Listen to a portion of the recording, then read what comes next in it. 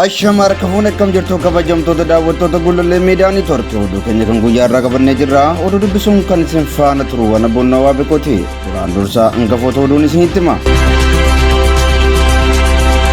Gocha ammeenyaa barataa Maarqos Tolosaa irratti raawwatame gocha yakka waraanaa ta'uun himame.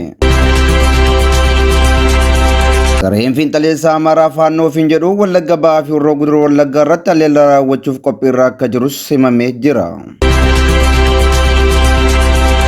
Jecha ajajaa waraanaa waraana bilisummaa Oromoo Jaal Marroon humna waraanaa saba Oromoo madaalu ijaaraa jirra jedhan mooraa siyaasa Itoophiyaa keessatti goleensa uumee jira.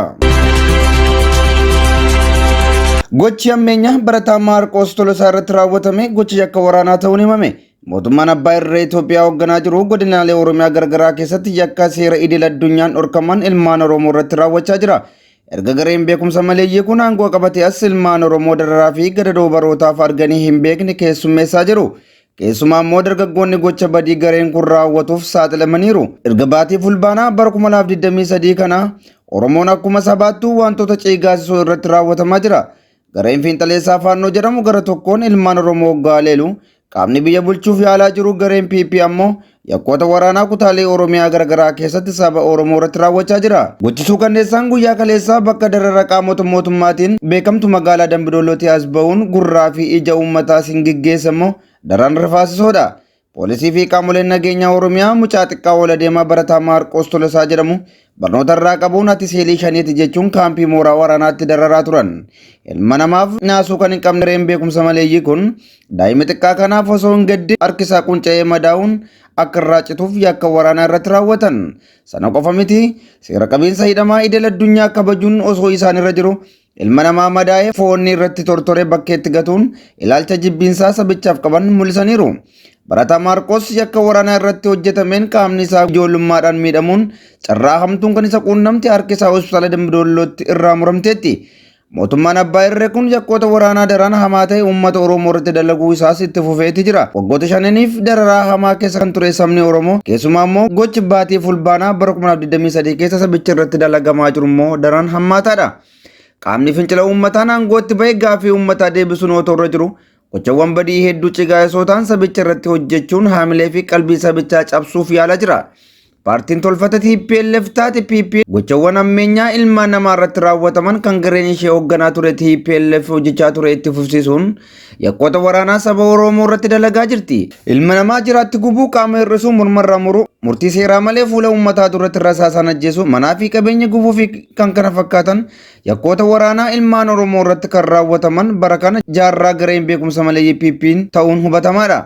Gareen kun yakkoota waraanaa kanaan duras ta'ee ammas dalagaa jirtu kanarraa tasuma kan gaabbitee barattu osoo hin taane imaammata qurxummii balleessuuf galaana gogsuu jettee sana itti fufsiisaa jirti. Gochi torbanoota kana ilmaan Oromoo irratti raawwatames fakkeenyummaa kaayyoo isaaniiti. Yakki barataa Maarqos irratti raawwatames yakka waraanaa dhala namaa irratti raawwatame Crimes Against Humanity jedhamuun qeeqamaa jira. Gareen fiinxaleessaa Amaaraa Faannoo ofiin jedhu Wallagga Ba'aa fi Horroo Guduruutti haleellaa raawwachuuf qophiirra akka jiru jiraattonni himan. Gareen mankaraarsaan Amaaraa Faannoo ofiin jedhu erga waggoota sadiitii godinaalee Wallagga Ba'aa fi Horroo Guduruutti haleellaa raawwachaa tureera. Guyyoota muraasa duras haleellaa raawwateen lubbuu namoota 40 olii balleessuun isaanii yaadatama. Haa ta'u malee gareen badii kun ammas godinaalee kanneen haleeluuf qophiirra akka jiru jiraattonni naannoo sanaa ijaan argan sagalee nuuf ta'a jechuun iyyachaa jiru. Godina Horroo Guduruu Wallaggaa daangaa Amaaraa jiran odeeffannoo nuuf kennaniin qaamoleen kunneen daangaa gubbaatti shaakala gochaa jiru. Ragaa qabatamaadhaan qaamota mootummaaf eeruu laannerra qaamoleen mootummaa garuu nu tiksuuf fedhii hin qaban jechuun uummati Oromoo nuuf haa dirmatu jechaa jiru.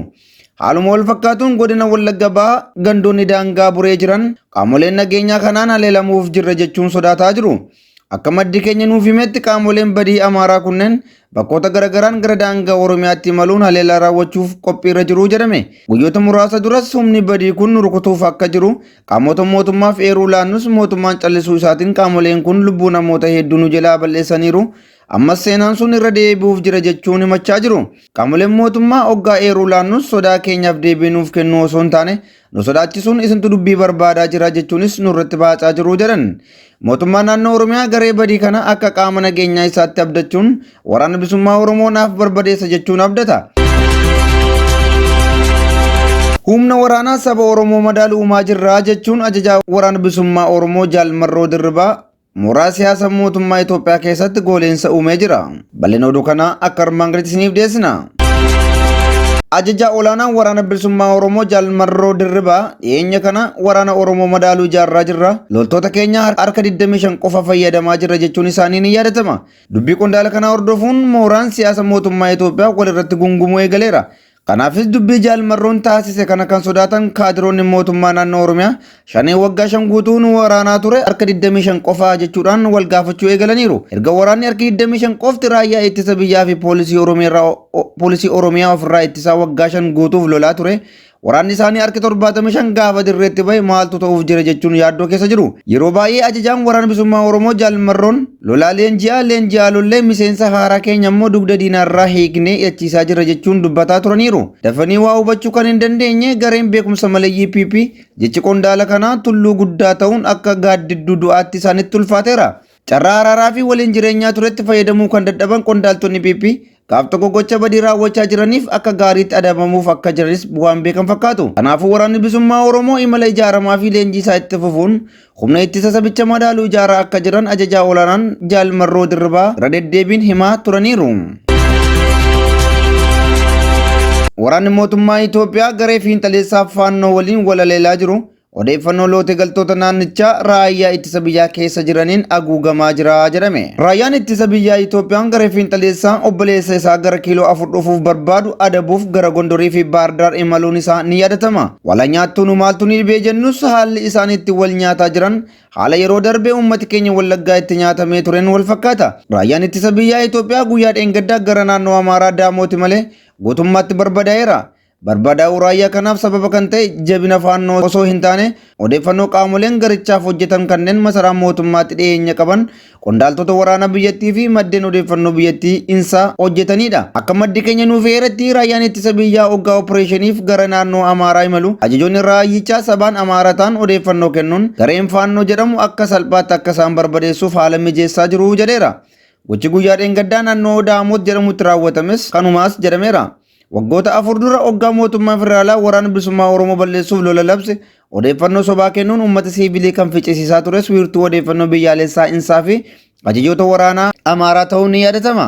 Gareen kun diinummaa aangoo isaanii gugachuun ilmaan Oromoo guutummaatti shaneedha jechuun farrajanii jumlaan ajjeesaa turaniiru. Naannoo Gullisootti namoota 9 maatii tokko buna funaanaa turan miseensi raayyaa ittisa biyyaa of duuba deebi'uun isinuu shaneedha jechuun guutummaatti fixuun isaanii yaadatama. Miseensonni raayyaa ittisa biyyaa Itoophiyaa sabaan Oromootaan mooraa raayyichaa gadi dhiisuun gara mooraa qabsoo Oromootti makamuu itti fufanii jiru. Ilmaan Oromoo mooraa raayyaa ittisa biyyaa Itoophiyaa keessa turan miindaaf du'uurra kaayyoof loluu ni wayya jechuun gara mooraa obbolaa isaaniitti makamaa jiru. Meeshaa fi muuxannoo ogummaa loltummaa irraa argatanis saba isaanii tajaajiluuf waadaa seenaniiru. Haaluma kanaan miseensonni raayyaa ittisa biyyaa naannoo Arsii Bahaa fi Lixaa jiran guyyaa har'aa fi guyyaa dheengaddaa mooraa ormaa gadi dhiisuun gara qe'ee abbaa isaaniitti deebi'anii jiru. Hayyan kabajamtoota daawwattoota keenya oduun keenya kan guyyaarraa kan hangasii ture qopheessee kan isin biraan ga'e ana Bunnaa Waabeekooti. Isinis maarree qophiileen keenya guyyu akka isin bira ga'aniif toora yuutuuba Gullallee Miidiyaa Niitoork sabiskaabii gochuun maamilee keenya akka taatan isin affeerra. Wanta nu dhaggeeffattaniif galatooma.